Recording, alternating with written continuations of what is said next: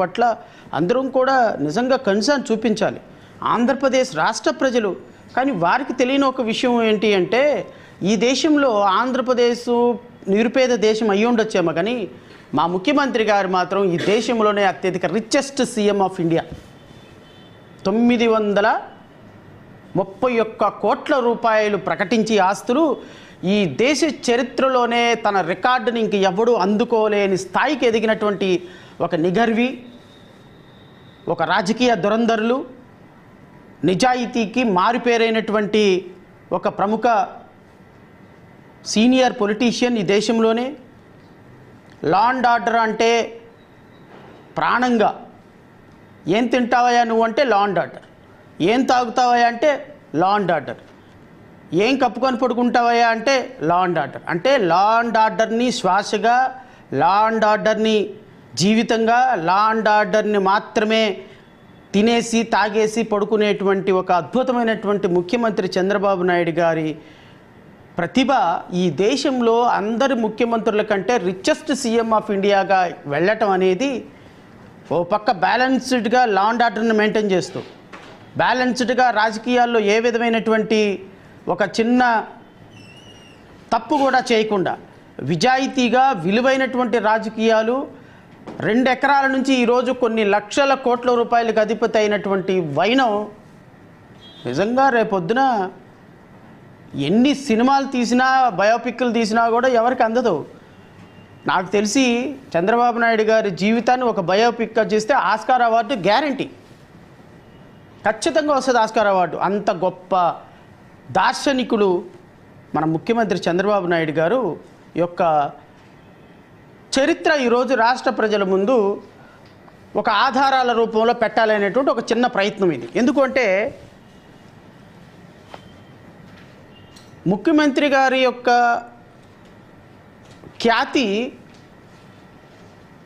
Even కేసులు పెట్టడంలోనూ, పెట్టిన కేసులు విత్డ్రా చేసుకోవటంలోనూ ప్రజలకు తెలియాలి, సామాన్య ప్రజలకు తెలియాలి. సామాన్య ప్రజలకు తెలియాలి అంటే someone has to bell the cat కదా, ఎవరో ఒకళ్ళు పిల్లిమెళ్ళలో గంట కట్టాలి కదా. మన ఏబిఎన్ గంట కట్టరు, TV5 మాట్లాడరు, మహా టీవీ ఎలివేషన్లు ఇవ్వడానికి మాత్రమే సరిపోతుంది. ఈటీవీ వీళ్ళ పత్రికలు ఎలా ఉంటాయంటే కేసు వేసాము, కేసు వేసిన వాడి వాదన వినిపించరంట. కేసు ఎలా వేసాము అని వేసిందంటే కేసు తప్పుడు కేసు అని వాదించినటువంటి చంద్రబాబు నాయుడు వెర్షన్ రాస్తారంట. మరి ఇదేం జర్నలిజం నాకు అర్థం కాల.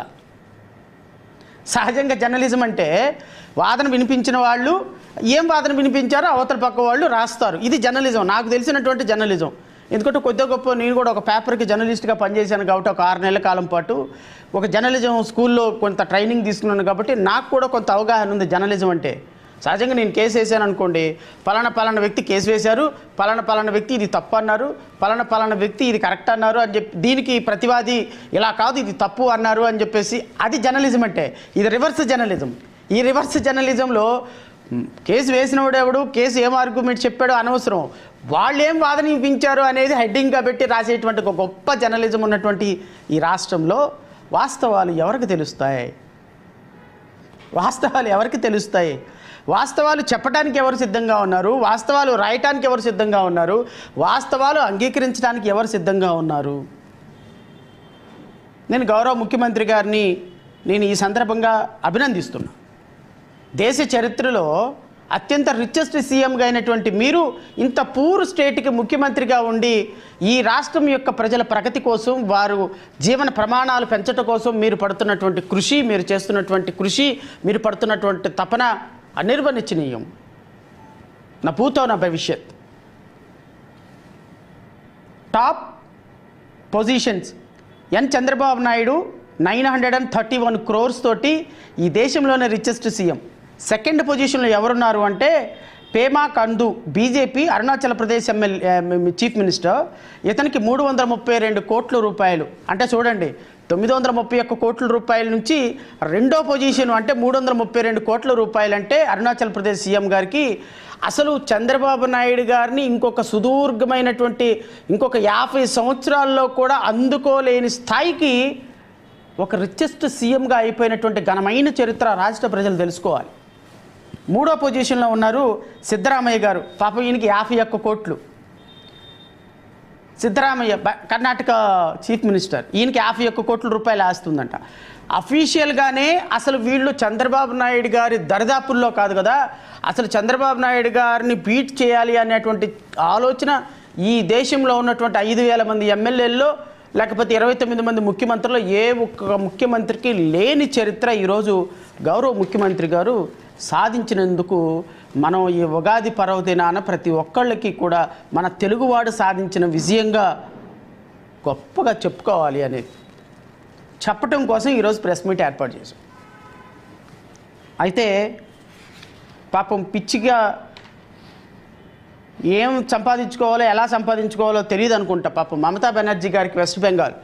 పాపం వెస్ట్ బెంగాలు మనకంటే ఆర్థిక అభివృద్ధిలో బాగుంది, మనకంటే పిల్లలకి చదువులు చెప్పించే విషయంలో బాగుంది, పారిశ్రామిక అభివృద్ధి బాగుంది, పర్చేసింగ్ కెపాసిటీ పీపీపీలో చాలా అద్భుతంగా ఉంది, ఫారిన్ ఇన్వెస్ట్మెంట్లు తీసుకురావడంలో చాలా అద్భుతంగా ఉంది.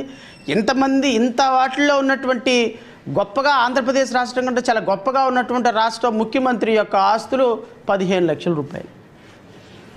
పాపం ఆవిడ ఆస్తులు 15 లక్షలు. మరి చంద్రబాబు నాయుడు గారు లాంటి ఆలోచన, చంద్రబాబు నాయుడు గారు లాంటి చాకచక్యం ఆమెకు తెలియదేమో, నాకైతే తెలియదు. కానీ 15 లక్షల రూపాయలు అంటే సుమారుగా రమారమి 931 కోట్ల రూపాయలు ఆస్తులు సంపాదించినటువంటి ముఖ్యమంత్రి గారి యొక్క తెలివితేటలు ఈ దేశంలో ఏ ముఖ్యమంత్రి గారికి దగ్గర లేవు అనేటువంటి ఒక అరుదైనటువంటి రికార్డు. ఆస్తులు పోనీ అప్పులు ఏమైనా చూపించారంటే 10 కోట్ల రూపాయల అప్పులు చూపించలేరు కాబట్టి, చూపించకపోతే బాగాది కాబట్టి ఒక 10 కోట్ల అప్పులు చూపించాడు.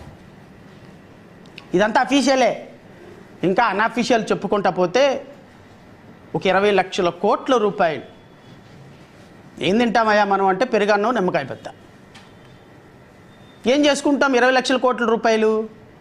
ఎంత సంపాదించాము అంటే ఇక ఈ భూమి అంతరించిపోయేంత వరకు మనం ఒక రాష్ట్రం మొత్తాన్ని పోషించగలిగినటువంటి ఆర్థిక సంపద పోషించినటువంటి ముఖ్యమంత్రి చంద్రబాబు నాయుడు గారు నీతి గురించి, నియమాల గురించి మాట్లాడుతుంటే చాలా వింతగా, కొత్తగా అనిపిస్తుంది.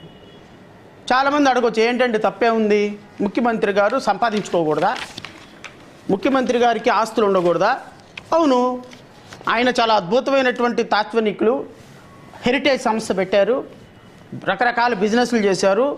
వాళ్ళ అబ్బాయి అద్భుతమైనటువంటి ప్రతిభా పాఠవాలు కలిగిన వ్యక్తి, వాళ్ళ శ్రీమతి గారు హెరిటేజ్ సంస్థ నడుపుతున్నారు. మరి వాళ్ళ కోడలు కూడా చాలా అద్భుతమైనటువంటి ప్రతిభా పాఠవాలు కలిగిన, వాళ్ళ కుటుంబమే చాలా గొప్ప కుటుంబం.